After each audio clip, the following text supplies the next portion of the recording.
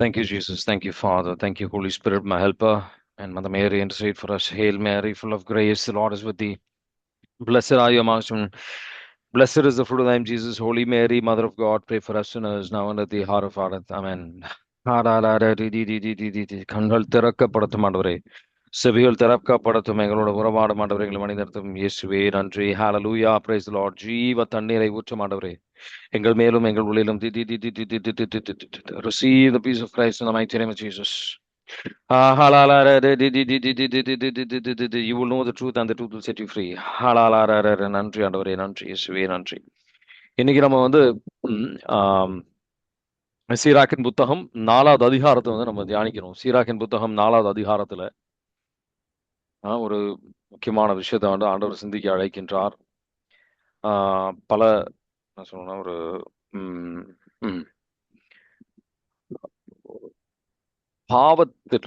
பாவம் நம்ம பாவம் செய்யும் போது, பாவம் செய்து நம்ம கடவுளை விட்டு விலகின ஒரு சில சூழ்நிலைகள் நமக்கு வரும்போது என்ன நடக்குது?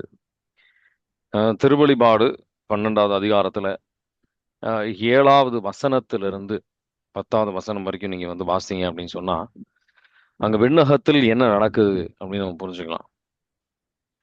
இதை நம்ம வந்து தெளிவா புரிஞ்சுக்கிட்டோம்னா, நம்ம இப்ப நான் வந்து இன்னைக்கு நம்ம எடுக்க போற கிளாஸ் உங்களுக்கு அதோட முக்கியத்துவம் உங்களுக்கு புரியும். திருவெளிப்பாடு 12வது அதிகாரம் 7லிருந்து 10 வாசிக்கிறீங்களா? பின்னர் விண்ணகத்தில் போர் மூண்டது. மிக்கேலும் அவருடைய தூதர்களும் அரக்க பாம்போடு போர் தொடுத்தார்கள். அரக்க பாம்பும் அதன் தூதர்களும் அவர்களை எதிர்த்து போரிட்டார்கள். அரக்க பாம்பு தோல்வியுற்றது. விண்ணகத்தில் அதற்கும் அதன் தூதர்களுக்கும் இடமே இல்லாது போயிற்று. அப்பெரிய அரக்க பாம்பு வெளியே தள்ளப்பட்டது. அலகை என்றும் சாத்தான் என்றும் அழைக்க பெற்ற அதுவே தொடக்கத்தில் தோன்றிய பாம்பு. உலகம் முழுவதையும் ஏமாற்றிய அது மண்ணுலகுக்கு தள்ளப்பட்டது. அதன் தூதர்களும் அதனுடன் வெளியே தள்ளப்பட்டார்கள். பின்பு விண்ணகத்தில் ஒலித்த பெரியதொரு குரலை கேட்டேன். அது சொன்னது, இதோ மீட்பு, வல்லமை, நம் கடவுளின் ஆட்சி, அவருடைய மெசியாவின் அதிகாரம் ஆகிய அனைத்தும் வந்துவிட்டன. நம் சகோதர சகோதரிகள் மீது குற்றம் சுமத்தியவன் நம் கடவுள் திருமுன் அல்லும் பகலும் அவர்கள் மீது குற்றம் சாட்டியவன் வெளியே தள்ளப்பட்டான். ஆமீன். Praise the Lord. ஆமீன். Praise the Lord. அவன் வெளியே தள்ளப்பட்டான். நமக்கு எதிராக குற்றம் சாட்டினவன் அவன் வந்து வெளியே தள்ளப்பட்டான் அப்படின்னு போடப்பட்டிருக்கு. சரிங்களா? அவன் வந்து குற்றம் சாட்டி கொண்டிருக்கிறான். என்ன குற்றம்? நம்ம செய்த தவறுகள் அங்க வந்து அவன் குற்றம் சாட்டிட்டு இருக்கிறான். அவங்க இந்த மாதிரி பண்ணியிருக்காங்க, இது வழியாக இந்த விதத்துல எல்லாம் வந்து கடவுள் நம்ம வந்து கடவுளை விட்டு விலகி சென்றிருக்கின்றோம் அப்படின்னு சொல்லி நம்ம பாவங்கள் நமக்கு அங்க தடையாக நிற்கின்றது. சில நேரத்தில் உங்களுக்கு கடவுளுடைய பிரசனை உங்களுக்கு உணராம இருக்கலாம். அது காரணம் இதுதான். நம்ம பாவங்கள் இந்த மாதிரி தடையாக இருக்கின்றது தான் இங்க பிரச்சனை.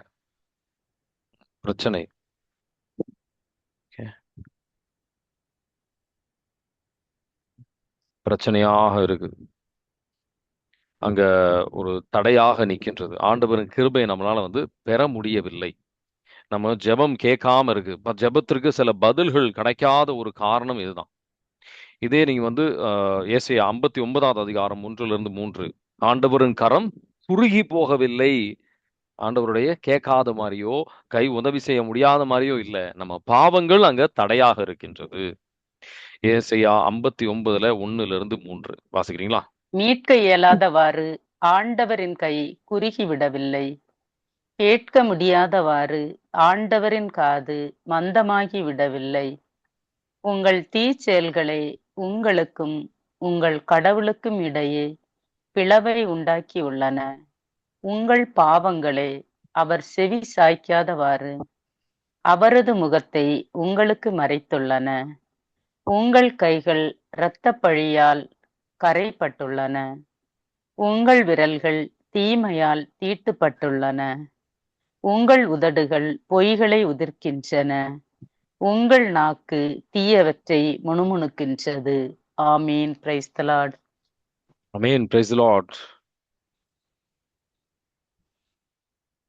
நல்லா ரொம்ப தெளிவாக அவர் சொல்றாரு. நம்ம பாவங்கள் அங்க தடையா இருக்கு. அதான் இங்க சீராக்கு 4வது அதிகாரத்துல ஒரு முக்கியமான விஷயம் கடவுள் நம்ம சிந்திக்க அழைக்கின்ற விஷயம் இதுதான். சீராக்கின் புத்தகம் 4வது அதிகாரத்துல ரொம்ப தெளிவாக 25, 26ல பாவம் செய்தா உடனே வந்து பாவ சங்கீர்த்தனம் செய்யுங்க. பாவத்தை அறிக்கையிடுங்க. பாவத்தை விட்டு விலகுங்கள் அப்படின்ட்டு. ஆனா நம்ம அங்கேயே அந்த சேத்துல விழுந்துட்டு, அந்த சேத்துலயே நம்ம உட்கார்ந்துகிட்டு இருக்கிறோம். அப்புறம் ஆண்டவர் ஜெபம் கேட்க மாட்டேங்கிறாரு. விடுதலை வரமாட்டேங்குது. அப்படின்னு சொல்லி அதிலேயே உட்காந்துட்டு நம்ம சோர்வடைங்கிறதுனால நமக்கு ஒரு மாற்றமும் வரப்போறது கிடையாது. சீராக்கின் புத்தகம் 4வது அதிகாரம் 25, 26 வாசிக்கிறீங்களா?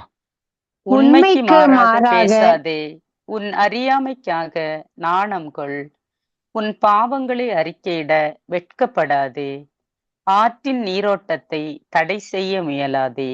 ஆமீன். Praise the Lord. ஆமீன். Praise the Lord. எந்த அளவுக்கு அது அந்த பாவம் வல்லமையானது அப்படின்னு சொன்னா ஒரு ஆற்றின் நீர் மாதிரி அது. அது தடை செஞ்சுக்கிட்டே இருக்கிறோம். நமக்கு தான் அது பாரம் அதிகம். உள்ளத்துல அந்த பாவம் ஒரு பாரமாக நிக்கின்றது.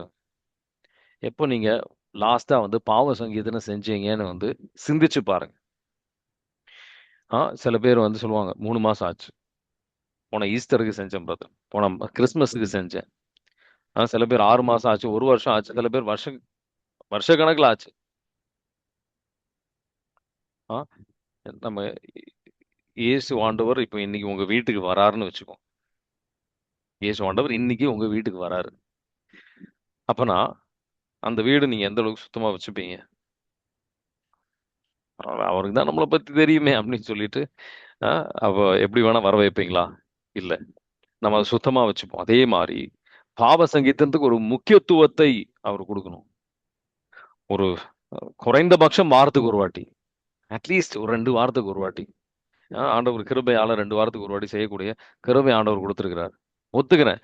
பல நேரத்துல நீங்க இருக்கிற இடத்துல பாவ சங்கீதம் இல்லாம இருக்கலாம். ஆனா அதுக்கு ஒரு இடத்தை நீங்க தேர்ந்தெடுத்து வைக்கணும். ஒரு குருத்துவர்கிட்ட பேசி வைக்கணும்.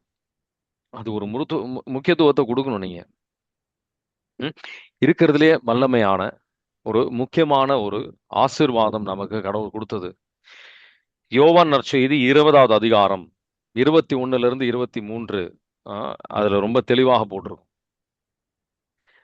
ஆவியானவர் வழியாக இயேசு கிறிஸ்து அவர் கொடுத்த சீடர்களுக்கு கொடுத்த குருத்துவர்களுக்கு கொடுத்த மிக முக்கியமான ஒரு ஆசீர்வாதம் அது. இந்த பாவங்களை மன்னிப்பதற்கு.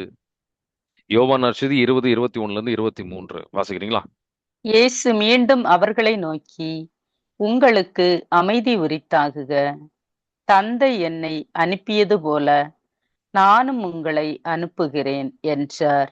இதை சொன்னபின் அவர் அவர்கள் மேல் ஊதி, தூய ஆவியை பெற்றுக்கொள்ளுங்கள்.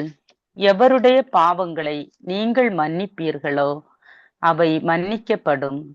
எவருடைய பாவங்களை மன்னியாதிருப்பீர்களோ அவை மன்னிக்கப்படா என்றார்.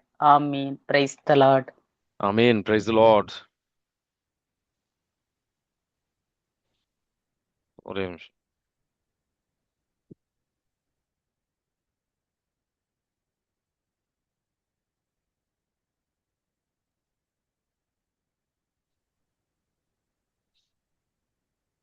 ஸோ அந்த மன்னிக்கிறதுக்கு அவர் வந்து தயாரா இருக்கிறார்.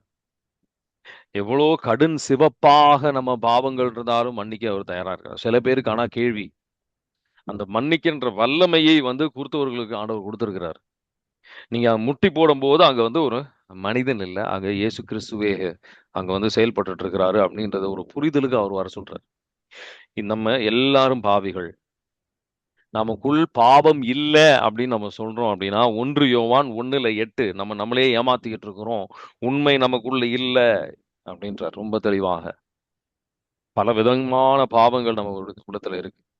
1 யோவான் 1:8 வாசிக்கிறீங்களா? ஆனால் பாவம் நம்மிடம் இல்லை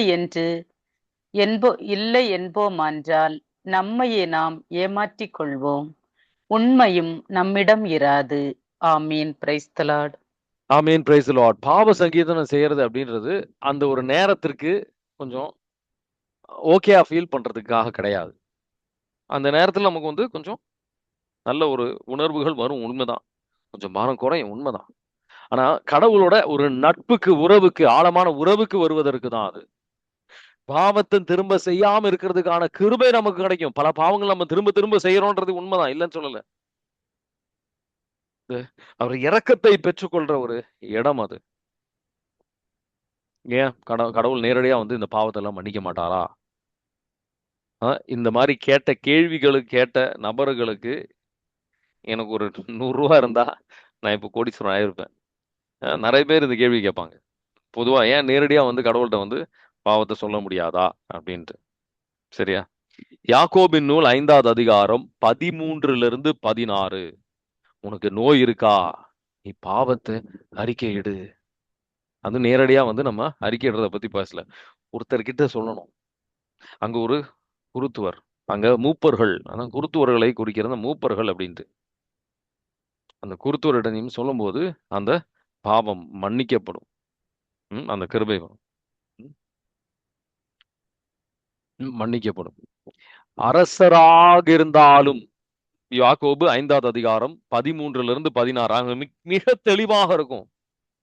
ஒருத்தர் பாவம் சங்கீர்த்தனம் செய்யணும் அப்படின்ட்டு பல பாடச சகோதரர்கள் செய்யறது கிடையாது.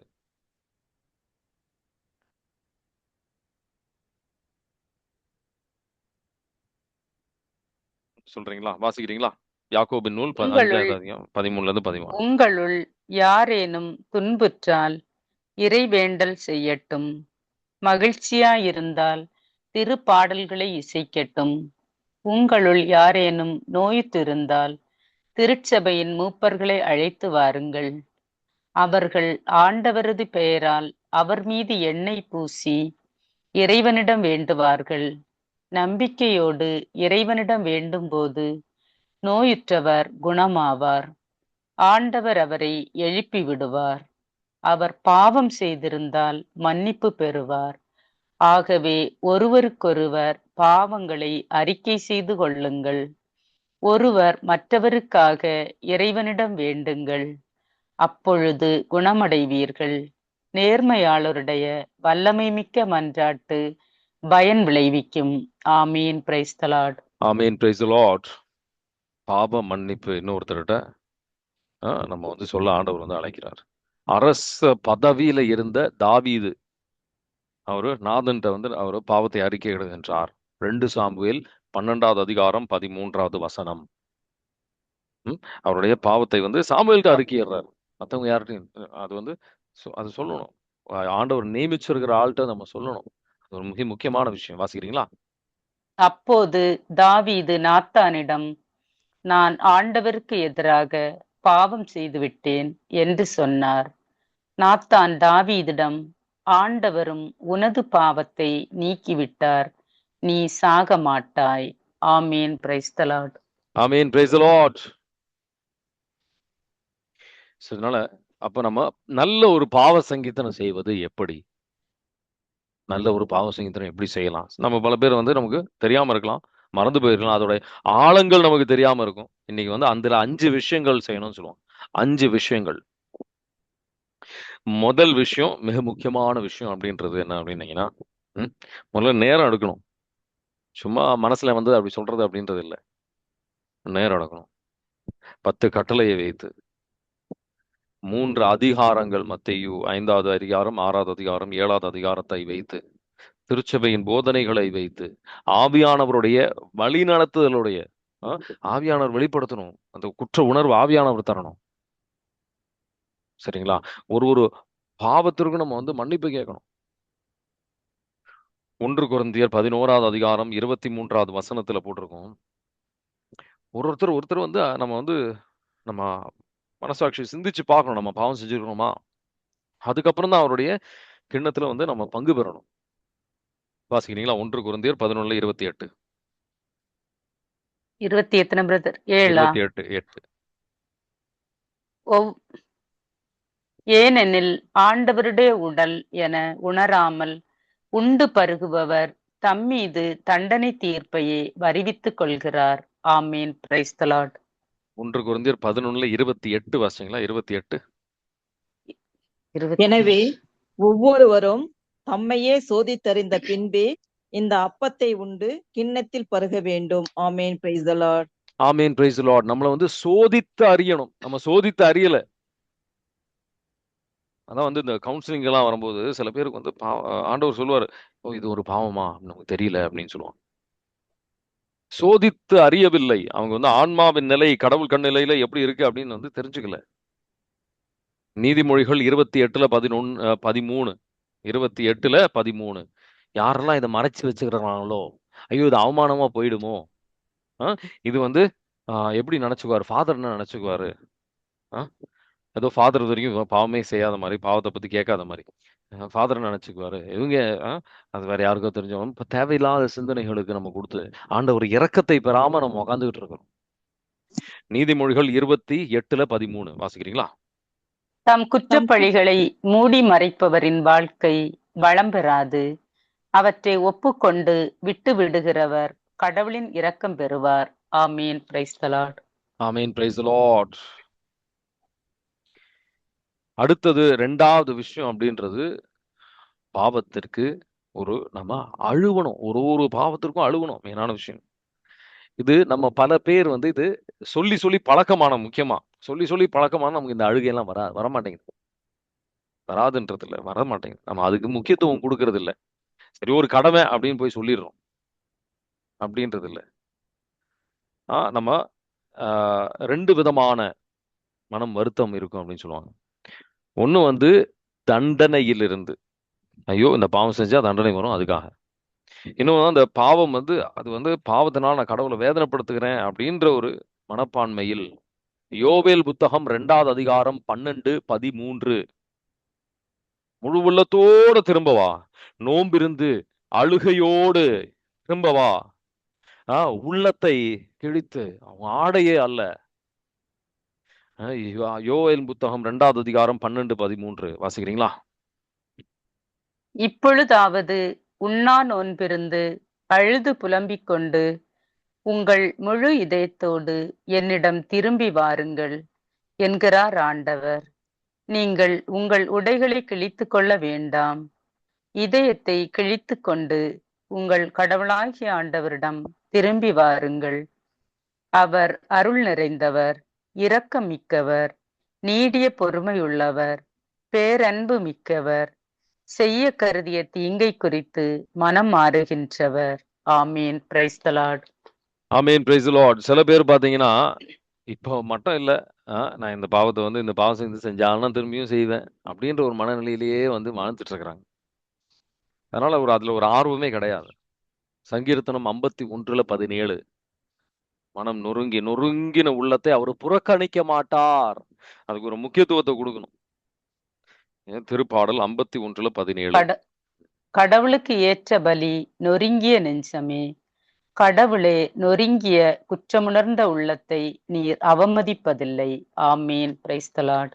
லூக்கா நற்செய்தி 7வது அதிகாரத்தில் 44 48 வரைக்கும் நீங்க வாசிங்கன்னா அந்த பாவியான பெண்மணி, அங்க பல பேர் இருந்தாங்க.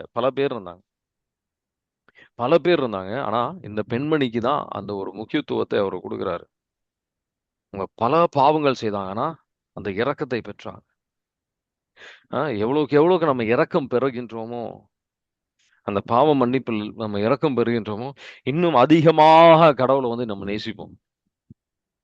அதனால நான் இவ்வளவு பாவம் செஞ்சுட்டேனே, இனி நான் சொல்லி என்ன பிரயோஜனம் அப்படிலாம் யோசிக்கிறதுக்கு பதிலா, இன்னும் அவருடைய இரக்கம், அவர் அங்க இரக்கத்தை கொடுக்கறதுக்காக அவர் காத்து நிக்கிறாரு, நான் இரக்கத்தை பெறணும் அப்படின்னு சொல்லி அந்த ஒரு ஆர்வத்துக்கு போங்க. அந்த இரக்கம் பெற நம்ம பாவத்தை வெறுக்க ஆரம்பிச்சிடும். வெறுக்கிறதுக்கான கிருபையே பாவ சங்கீதத்தில் நம்ம பெறுவோம். லூக்கா நற்செய்தி 7வது அதிகாரம் 44-48 வாசிக்கிறீங்களா? பின்பு அப்பெண்ணின் பக்கம் அவர் திரும்பி சீமோனிடம், இவரை பார்த்தீரா? நான் உம்முடைய வீட்டிற்குள் வந்தபோது நீரின் காலடிகளை கழுவ தண்ணீர் தரவில்லை. இவரோ தம் கண்ணீரால் என் காலடிகளை நனைத்து அவற்றை தமது கூந்தலால் துடைத்தார். நீர் எனக்கு முத்தம் கொடுக்கவில்லை. இவரோ நான் உள்ளே வந்தது முதல் என் காலடிகளை ஓயாமல் முத்தமிட்டுக் கொண்டே இருக்கிறார். நீர் எனது தலையில் எண்ணெய் பூசவில்லை. இவரோ என் காலடிகளில் நறுமண தைலம் பூசினார். ஆகவே நான் உமக்குச் சொல்கிறேன், இவர் செய்த பல பாவங்கள் மன்னிக்கப்பட்டன, ஏனெனில் இவர் மிகுதியாக அன்பு கூர்ந்தார். குறைவாக மன்னிப்பு பெறுவோர் குறைவாக அன்பு செலுத்துவோர் ஆவர் என்றார். பின்பு அப்பெண்ணை பார்த்து, உம் பாவங்கள் மன்னிக்கப்பட்டன என்றார். ஆமேன். Praise the Lord. ஆமேன். Praise the Lord. பாவங்கள் மன்னிக்கப்பட்டன அப்படின்னு சொல்ல ஆண்டவர் வந்து பாவ சங்கீதத்தில் வந்து அவர் காத்து நிற்கிறார் ஒரு குருத்துவருடைய இதுல. இனி நம்ம வந்து அழுகின்றவர்கள் பாக்கியமானவர், நம்ம ஆறுதல் நமக்கு தருவார். மத்தேயு 5:4, 1 கொரிந்தியர் 10:13 நீங்க எடுத்து வாசிச்சீங்கன்னா மிக தெளிவாக, ரொம்ப தெளிவா ஆண்டவர் வெளிப்படுத்தியிருப்பார். நமக்கு தேவையான ஒரு சக்தி நமக்கு கிடைக்கும் இந்த பாவ சங்கீதத்துல. பாவத்தில் விழாம இருப்பதற்கு அவர் சக்தி தருவார். சாத்தான் சொல்லுவான், உன்னால இந்த சூழ்நிலையெல்லாம் வந்துச்சுன்னா உன்னால தாங்க முடியாது அப்படின்ட்டு. அதுக்கு நம்ம ஒரு முக்கியத்துவம் கொடுக்கக்கூடாது, தவறான சிந்தனைகளுக்கு இடம் கொடுக்கக்கூடாது. 1 கொரிந்தியர் 10:13 வாசிக்கிறீங்களா?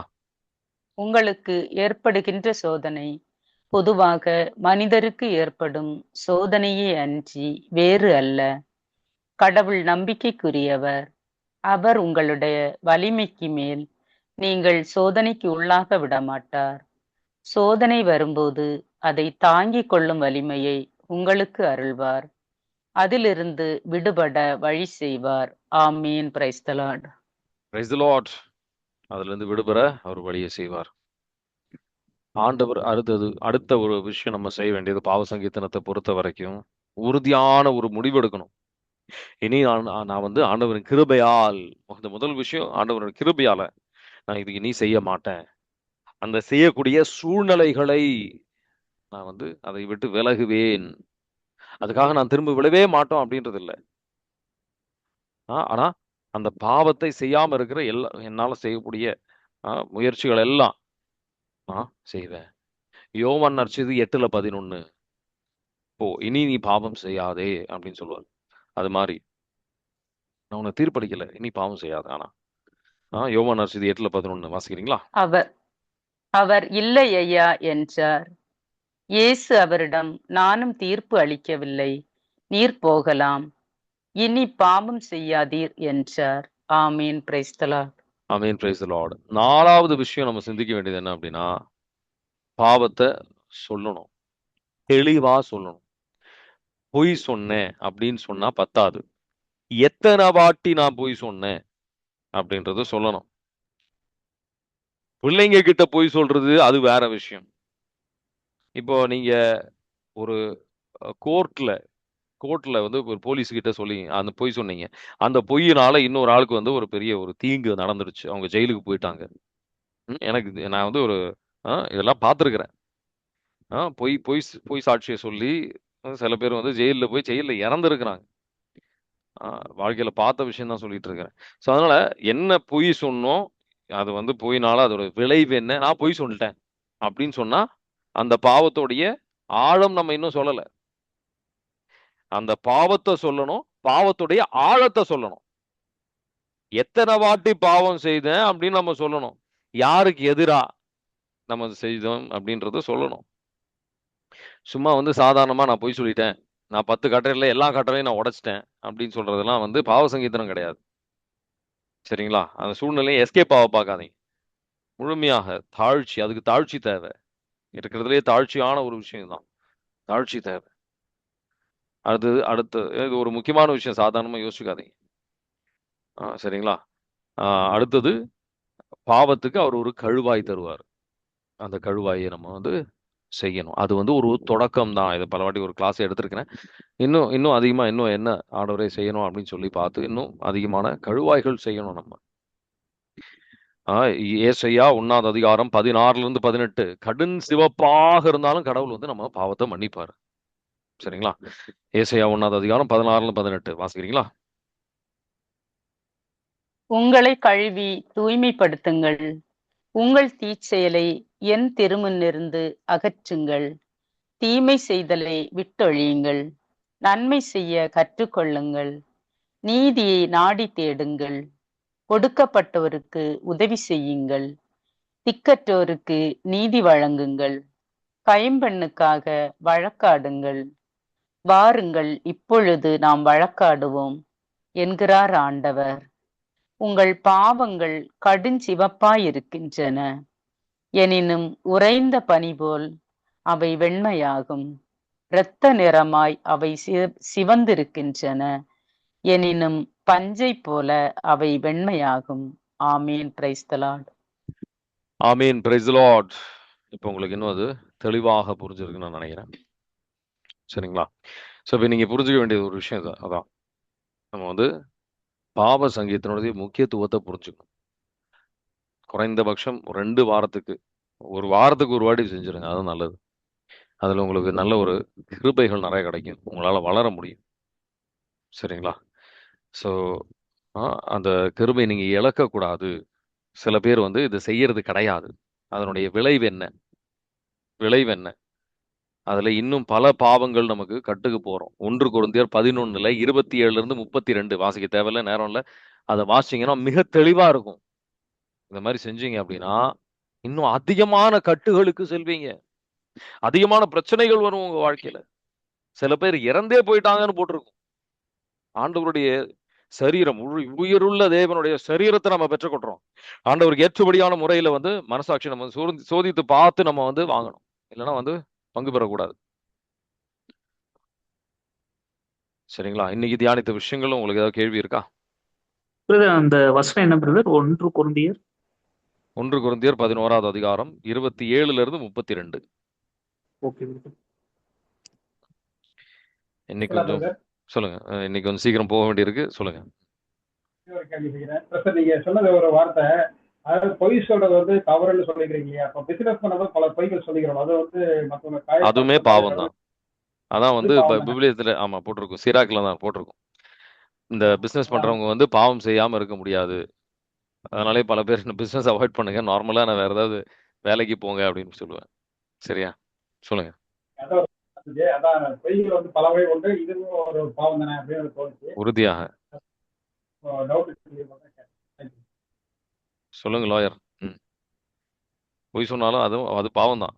அது எப்படி இருந்தாலும் பொய்யின் ராஜா வந்து சாத்தான். சரிங்களா?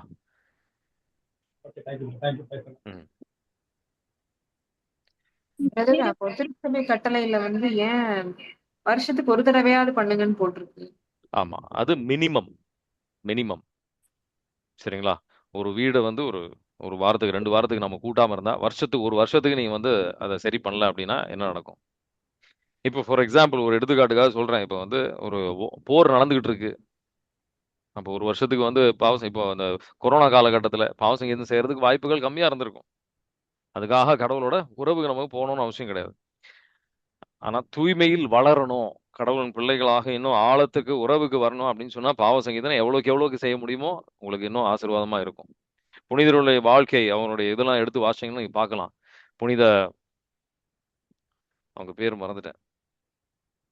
அவங்க சில புனிதர்லாம் பார்த்தீங்கன்னா எல்லா நாளுமே வந்து அவங்க வந்து பாவ சங்கீதனை செய்வேன். எல்லா நாளுமே கடவுளை விட்டு நான் கொஞ்சம் கூட பிரியக்கூடாது அப்படின்ற ஒரு எண்ணத்துல. பிரான்ஸ் ஒரு புனிதர் இருந்தாங்க. ஓகே, பிரான்ஸ் புனிதர்கள் அதுல வந்து ஜோன் ஆஃப் ஆர்க். அவங்க வந்து போருக்கு போகும்போது அவங்க போர்ல வந்து குருத்தூர் இருப்பாரு. டெய்லி அவங்க வந்து பாவம் செய்து செய்வாங்க போர்லயே. அந்த அளவுக்கு நல்ல கேள்வி வந்து தப்புன்னு நான் சொல்லல. நல்ல கேள்வி. அது வந்து ஒரு ஒரு இதுதான். அதுக்காக வந்து அந்த காலகட்டத்திலாம் வந்து வருஷத்துக்கு ஒரு வாட்டி தான் வந்து இந்த என்ன சொல்றோம் 2 வாட்டி தான் வந்து நன்மையே வாங்க முடியும். புரியுதுங்களா? வேட்டிகன் 2க்கு எல்லாம் முன்னாடி சொல்றேன்.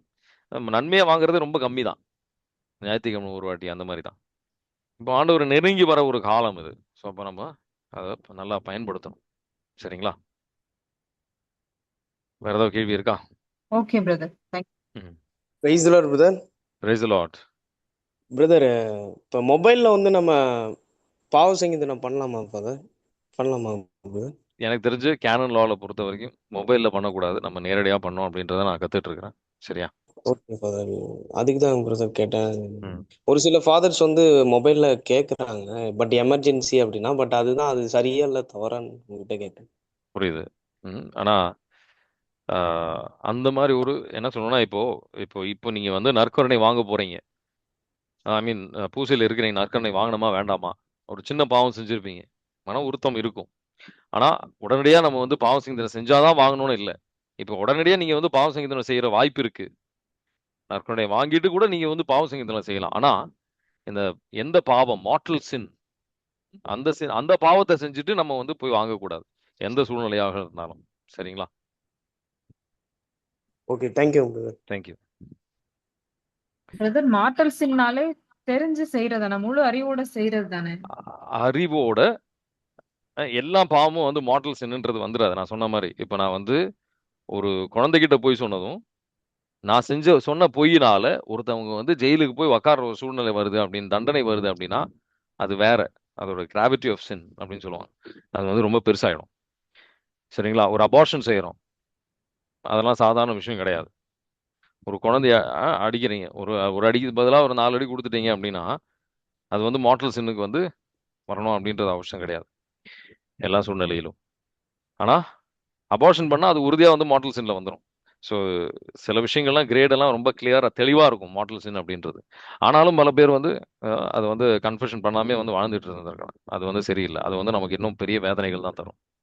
சரியா? Did I answer the question? இல்ல இன்னும் ஓகே. உங்களுக்கு கேள்வி இருக்கா? Yes, brother. கேளுங்க. ஏன்னா அது Okay. நிறைய பேருக்கு வந்து இது வந்து கொஞ்சம் நிறைய கேள்விகள் இருக்கு இதுல, அதனாலதான்.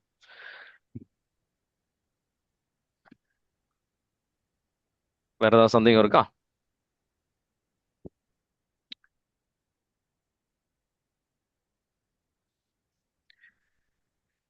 இயேசுவே நன்றி. ஹalleluya. Praise the Lord. Praise you Jesus. Thank you Jesus. உமது ரத்தத்தால் எங்களுக்கு கழுவும் ஆண்டவரே. இன்னைக்கு நான் திரும்பவும் இன்னைக்கும் கொஞ்சம் வேலை அதிகமா இருக்கு. மதுரை போறேன். ஸோ நீங்க கொஞ்சம் ஜெபத்துல வச்சுக்கோங்க, ஆண்டவருடைய வல்லமை அங்க வெளிப்படுத்தப்படணும் அப்படின்னு சொல்லி. தேங்க்யூ. இயேசுவே நன்றி. ஹalleluya. Praise the Lord. Praise you my King. Praise you Savior. Praise you Redeemer. Praise you Jesus. Thank you Jesus. ரத்தத்தால் எங்களை கழுவும் ஆண்டவரே. தூய்மையாக்கும் விடுதலை தாரும், அனைத்து மனக்கட்டு உடைக்கப்படணும் ஆண்டவரே. பாவ சங்கீர்த்தனம் செய்வதற்கான ஒரு தூண்டுதல், ஆவியானவரே ஆழமான ஒரு தூண்டுதல் எங்களுக்கு தாரும். இயேசுவே நன்றி. ஹalleluya. Praise the Lord. God bless you. Have a nice day. Thank you.